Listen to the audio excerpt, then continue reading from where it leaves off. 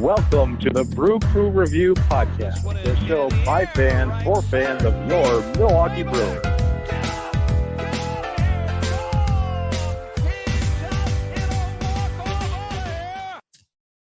All right, Brewer fans, welcome back to the Brew Crew Review Podcast. This is Craig, and joining me today is co-host Vince. Vince, how are you doing? I'm doing great, Craig. Good to catch up. Always great to talk some baseball. Really excited for the baseball season.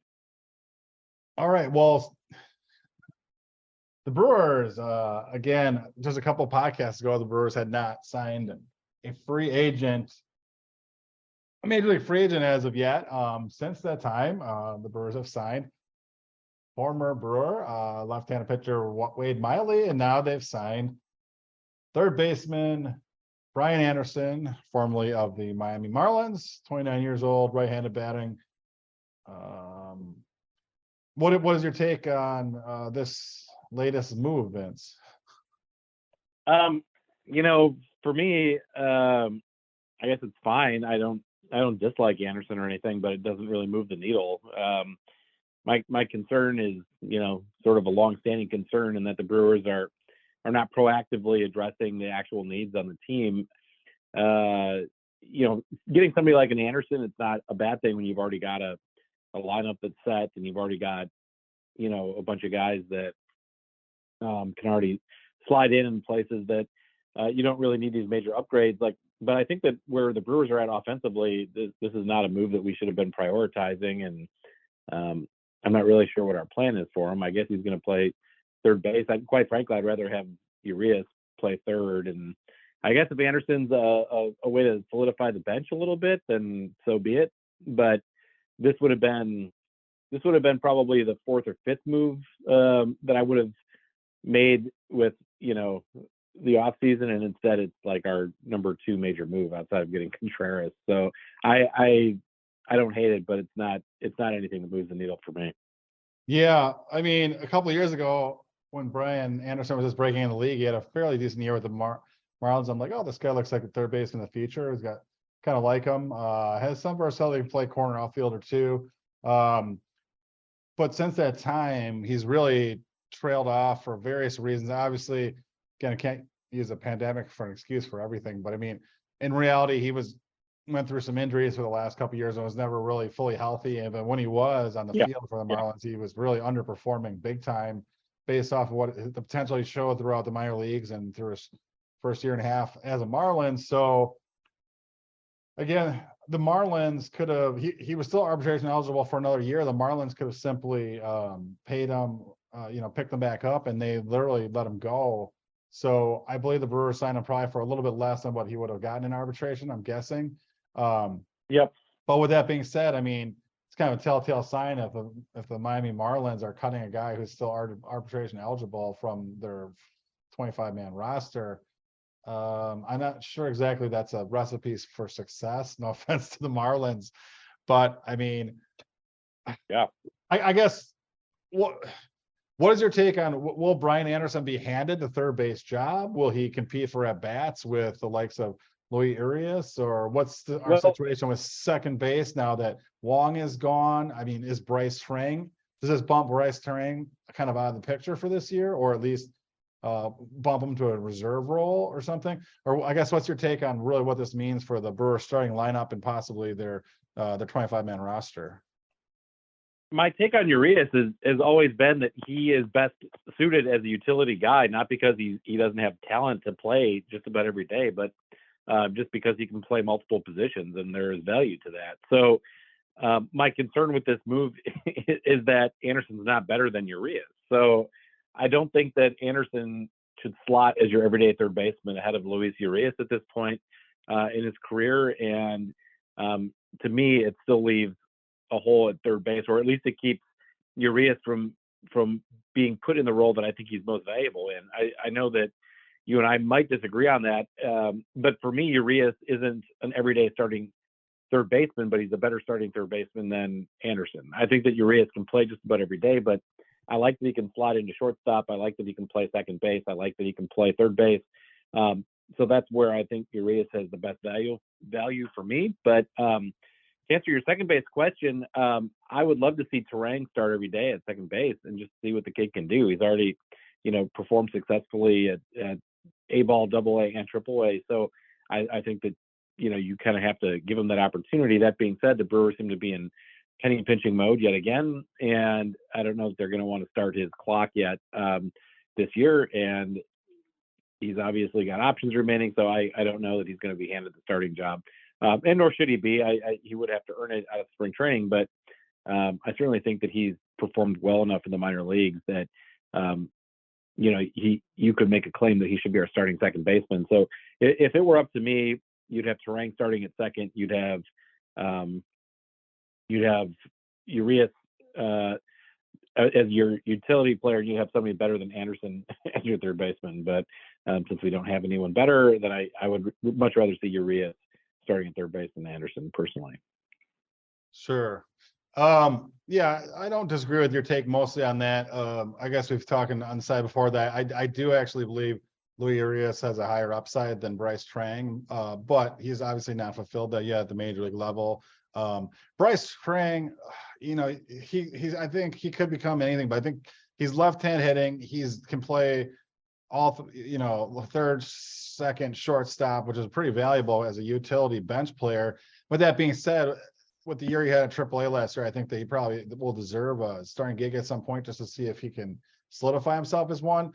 Ideally, if he reaches his ceiling, I think he could be almost like a Ben Zobrist type player, or maybe for old school Brewer fans, like a Billy Spires 2.0 or something like that. But again, I think that's his ultimate ceiling, and I think his floor, unfortunately, is still a utility player at best. I hope that he really hits his ceiling on that. So in order for him to do that, I think he'll have to get everyday at bats. And I think he's ready for that. But if we were a rebuilding team like the Pirates or A's or even Marlins or something like that, I would think that we should give him those everyday at bats. But the fact that we're trying to contend this year, I mean, look, Corbin Burns, Brandon Woodruff. Are we? And I'm sorry. Are we trying to? Are we trying to contend this season? I didn't realize that from our off season at least. Well, I am. I'm not sure if the Brewers front office is. Just kidding. Yeah, sorry. But no, I mean, it is really frustrating because we've got this year and next, and with team control over Burns, Woodruff, and Adames. And in reality, I think we'd be lucky to be able to lock down one of those three players for a long-term deal and afford them.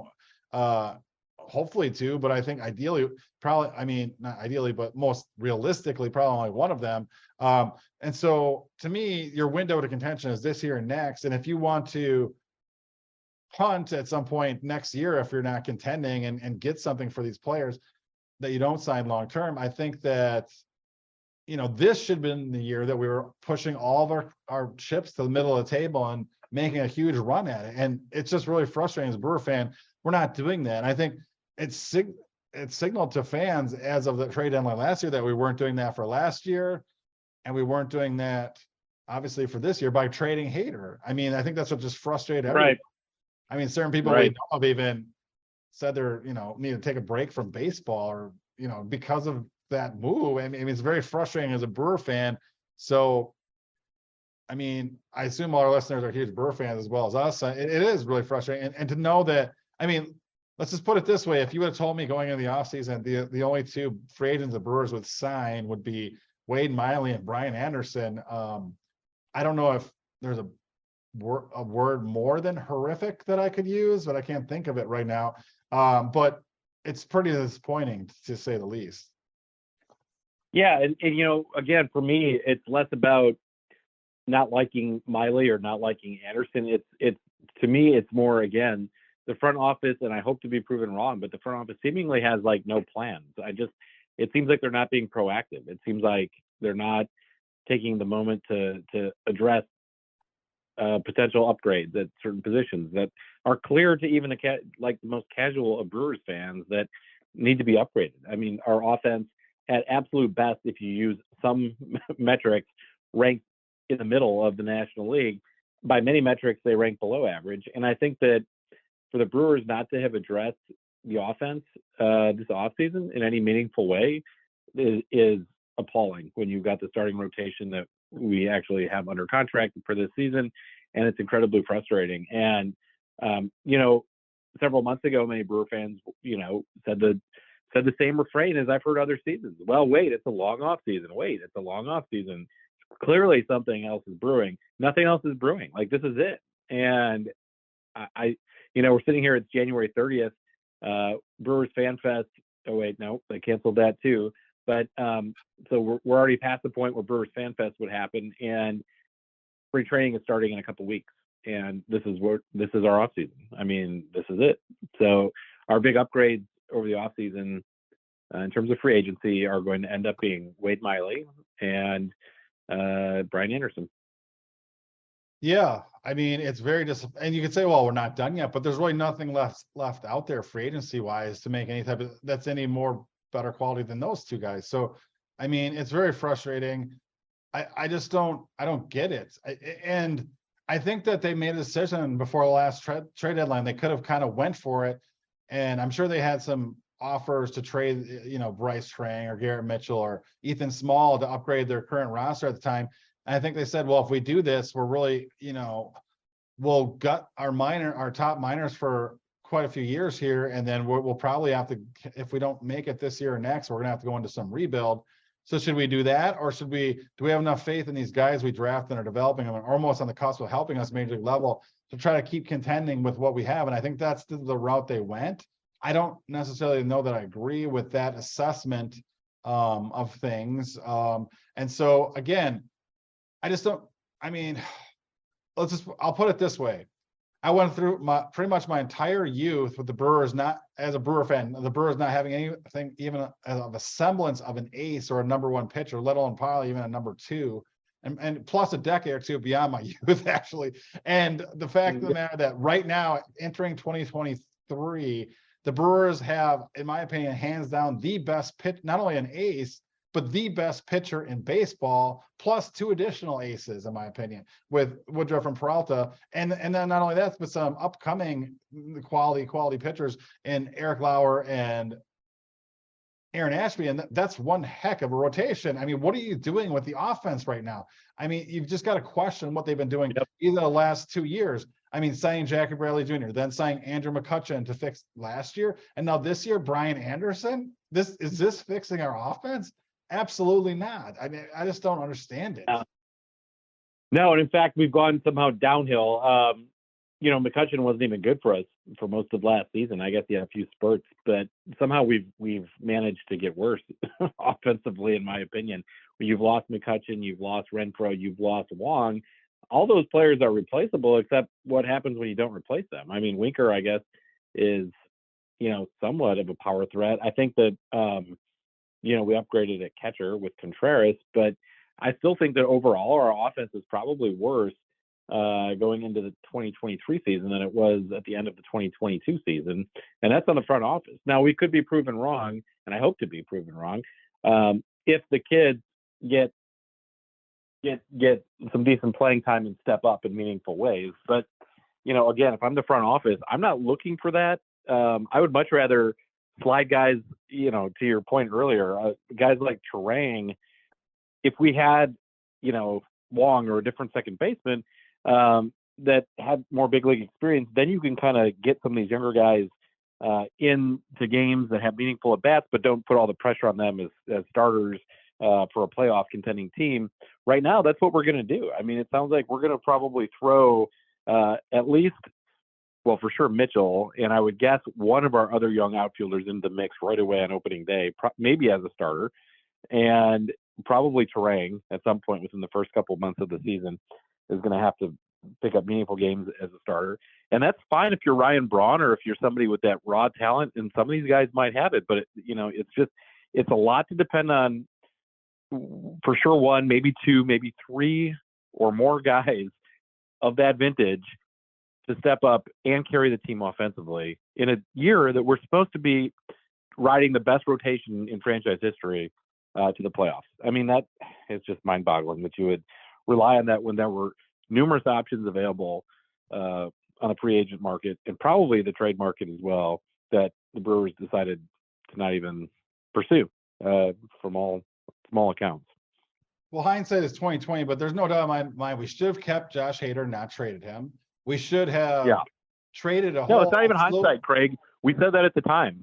I mean, we said it the day of. All of us did. I understand, but I mean, as far as for the organization now, if they were to do a rewind, I mean, and we should have packaged together all these guys that are bringing as rookies now, most likely, or a package of like 3 or 4 of them, and brought in like a pretty major middle of the lineup bat that was established and possibly young and controllable. And I know we threw out Matt Olson from a couple years ago. That would have been perfect. Yeah. Someone along his lines who's actually, you know, you could bring in, plug somewhere in the middle of your lineup, anywhere where you can fit them. And then, you know, we'd have the other veterans to be able to sign or whatever to plug in the other hole in the roster. But I think to really have that really quality middle, almost franchise type player in the middle order, we just don't have that.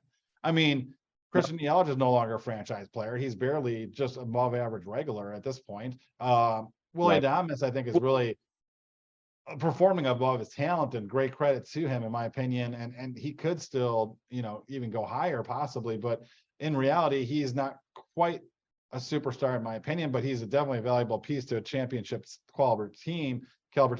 And so we're really missing, I mean, bringing in the rookie catcher, I think it was our best move probably in the last 2 years, but really is that I just don't see these other moves as being difference makers at all. Like they're literally like, you know, to me, signing Brian Anderson, and no offense to him, is the same as signing like Jed Durko or something. That's not very exciting. Right. Well, and yet it somehow is our biggest free agent move of the offseason in a year that we're supposed to be contending.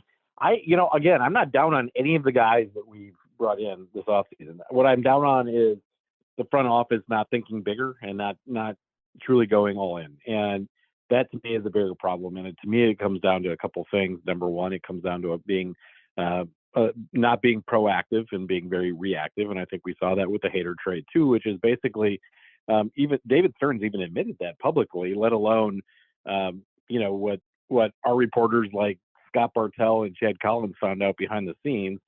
And I think that, the larger issue right now is that ownership is not really committed to putting a world championship quality caliber team on the field. And I've been very supportive of the Atanasio regime over the years. I think that they brought, some very good talent into Milwaukee, but I at this point am very much questioning their dedication to actually winning a World Series. It seems like they've got sort of that earlier Bucks model, the Herb Cole era Bucks, where they just wanted to contend every year and sort of be in the mix, but okay, whatever. I mean, they're never going for the jugular. And you couple that with a lot of the anti-fan friendly things that we discussed on one of our previous podcasts, that to me is highly problematic. And, I'm getting to the point where I would probably be supportive of the team changing ownership hands. That's how frustrated I am. Yeah. No, and maybe it'll work. I'm not 100% convinced. I really believe that we'll probably start the season with Brian Anderson as a regular bats at third, not even platooning, see how he does. And then have Louis Urias starting second baseman. You also have Owen Miller kind of in the mix, probably off the bench. And Toro too.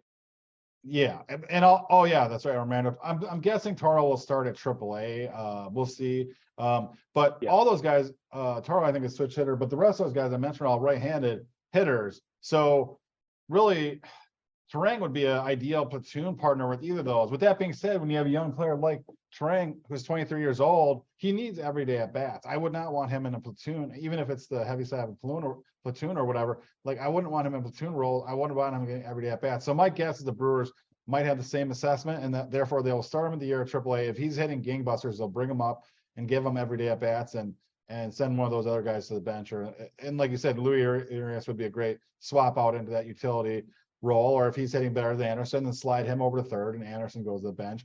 Anderson could also get some playing time in the corner outfielders, which are a little bit unsettled. Well, not with Yelich, but obviously the other corner is a little bit unsettled. Whether or not Tyrone Taylor will lock that down, or Jesse Winker, between that and DH, I think there'll be some at bats to be had. So I think there's a lot of flexibility built in the roster, and that's kind of I'll call it the Tampa Rays model that Arnold kind of brought over with him from there.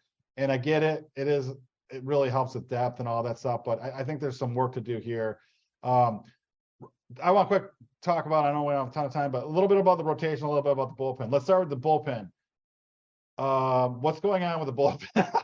In my opinion, we lost Josh Hader and we replaced him with Taylor Rogers. We have now lost Taylor Rogers. Who have we replaced him with? No one.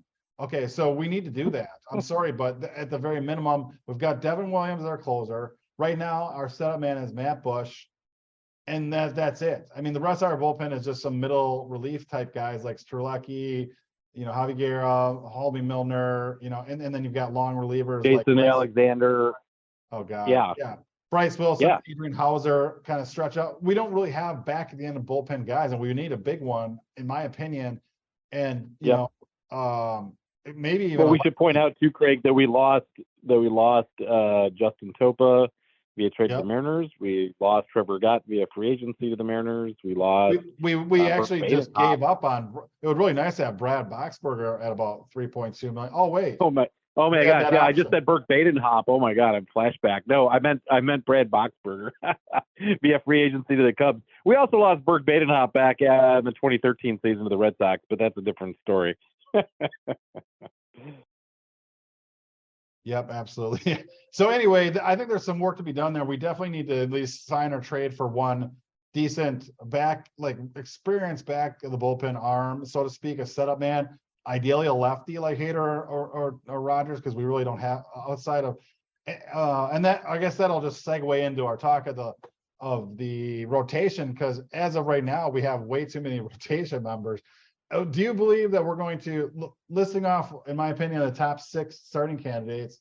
Obviously Burns, Woodruff, Peralta are locked in, and they've got Lauer, Miley, 2 lefties. You got Ashby, another lefty. That's 3 lefties, to fill 4 through 6. We don't, and then of course we've got Wilson, Hauser. You even have Gasser at AAA and Junk. So you've got some depth there. And do you think you say Miley? Do you say Ethan Small, Ashby? I mean, all those guys are in the mix. Yeah. Do you think the Brewers plan on opening the season as a 6-man rotation? And if the answer to that is no, who do you think is left out and left into the bullpen? I think that Hauser could easily make that transition to the bullpen. I think that. He's one of those guys that can kind of be leveraged for multiple types of roles. But just out of the top 6, if we're not going with obviously the three aces, but I'm thinking aloud here. Miley, Lauer, and Ashby, which one of those would go to the bullpen, or do we do a 6-man rotation? I'm thinking aloud here because Scott's interns did not give me the notes, the pre-production notes as they were supposed to, but it's not going to be Lauer. Lauer is going to be in the rotation. I don't think it's going to be Miley either, for what it's worth. I think that Miley is going to be our 5th starter. So there was some speculation that Ashby could be sent to the bullpen, or even in like a higher leverage. Yeah. I think that's a terrible idea. I really think that he needs after struggling a little bit last year, I think he needs to be in the rotation at least every 5 or 6 days. So it leads me to believe that maybe the missing domino in this whole roster construction for the 2023 season is named Eric Lauer. And ideally, I think our whole offense and rotation could be fixed. Obviously not the bullpen. If we traded Eric Lauer for a really solid middle of the order, youngish bat that can help right away. I'd be very supportive of that move. Hauser obviously doesn't have quite the same value, but I'd be supportive of moving either of those guys if we could get, someone decent in return in terms of a bat, and maybe we could. That being said, because you said it, means it will not happen because the Brewers front office always does the opposite, whether on draft day or at the trade deadline or anytime in the hot stove. So, but I would totally agree with that assessment. Lauer's got a ton of value. I think, he is a solid starter. He's worked hard. He's gotten to a point where, he put up some really great numbers, especially last year in the first half and even in the second half. Was decent and reliable enough. This is somebody that the Brewers have relied on to start big playoff games before. You can agree or disagree with that decision, but that has been the case historically. So, Lauer would fit, I would say, as high as a number 2 in some teams' rotation, and you could go as low as 4 in other teams, depending on the quality of their starting rotation. I don't think he's quite at 8th level, although he did pitch like that in April and May of last year, actually. And did carry the Brewers rotation when others were suffering through some injuries. So yeah, I like Lauer. I would also not hesitate to trade Lauer for a bigger need. And I think now might be the time to do. Now might be the time to do that. Trade high, because he's actually arbitration eligible only for this season and next, as well as Burns and Woodruff. So maybe he won't be as big of a return, but I think to save face for this year and next Brewers teams, I think trading him makes the most sense. Whether or not they've explored doing that, I don't know. Whether or not they love Eric Lauer and want to extend him, I don't know any of those. But all I know is it's also nice to have this awesome rotation depth, so to speak. But with that being said, like our offenses is not fixed. It's still very broken to me. So that's true. And as far as his relationship with the front office goes, we have gotten reports from our anonymous source, Thomas Carter, that said that Lauer was very upset with the Brewers front office at the deadline last year when Josh Hader was traded. And some of those comments got out publicly, but that when he was out with our anonymous source, Tom Carter, that, he went into even greater detail about how upset he was about the Hader trade. Yeah, absolutely. So, I mean, and I know TC, again, if you could possibly refrain from saying either his first or last name, because he's worried that that could possibly reveal his identity. I disagree, but and obviously you do too. But anyway, he'll probably stop getting strange world at some point if we don't stop. So just a little a little tip. But yeah, so thank you. Yeah, I think again, Hauser at this point really doesn't have a spot in the rotation, but he would have valuable to the team that could use him in the rotation. I think he's shown that he could be a pretty quality, even if it's a number 4 or 5 back end starter. I think that a lot of teams would place a lot of value in that with how cheap he'd come. So I think I just don't. I don't know. I think they're relying a lot. Like we said, I think the whole assessment of this podcast is that they're really going to rely on their rookies to provide some offense that they've been lacking. And so if hopefully Garrett Mitchell wins the Rookie of the Year or Bryce Strang, and actually the sleeper name that I'm going to throw out there, and I know when our next podcast, we're going to do our top 30 future Brewers, and I'm not going to give it away, but I know that our minor league analyst, Brandon has this player that I'm about to mention in the top, very near the top of his top 30, and that's Sal Frelick. The dude's hit over 330 in the minor leagues both years he's been in the league after being a high first-round draft pick. And according to Brandon, again, not to give away too much from the next episode, he feels that Sal Frelick will have a 10-plus year in the major leagues as one of the best leadoff hitters in the majors. And so he calls him the Igniter 2.0. So it's a little bit. So I think that he is possibly ready to contribute. He could be a huge factor on the Brewers 2023 season. I'll just leave it at that, and we'll see what happens. So. That's great. No, I'm very excited to see guys like Frelick. I think Joey Weimer is another name to be looking at. But yeah, we'll definitely get into that more in our next podcast episode. So it'll be an exciting one. Not only will you and I be back, but it sounds like Brandon and I know that Chad and Scotty had to take off today for something. Are they on assignment, or where is Chad and Scott today? That's a good question. I know that they were shoveling snow both in I think in Greenfield and also in Henderson, Nevada for some reason, so they weren't able to join us. But we should probably chip in for next episode, I'm sure all those guys will be back. Yeah, let's hope so. Definitely. So exciting future stuff, and hopefully we can have some future player and former player interviews for you guys coming up in the off season here still. And so stay tuned. We really appreciate you tuning in to listen here. It's the Brew Review podcast. And again, let's be positive. Yeah, just on that note, really quick, Craig. Sorry to interrupt, but we are close to locking in one former player specifically who I don't think many Brewers media outlets have talked with. So it should be an exciting episode. I'm not going to say the name yet, just until it's for sure confirmed and locked in. But I will say this: he was a contributing member for a Brewers postseason team. Very nice. All right. Well, hope springs eternal. Pitchers and catchers come up here in about 2 or so weeks. Really exciting. And all right. Well, thanks for tuning in, and go Brewers. Stay classy, Wisconsin. Go Brewers. Stay classy, guys. Do, do, do, do.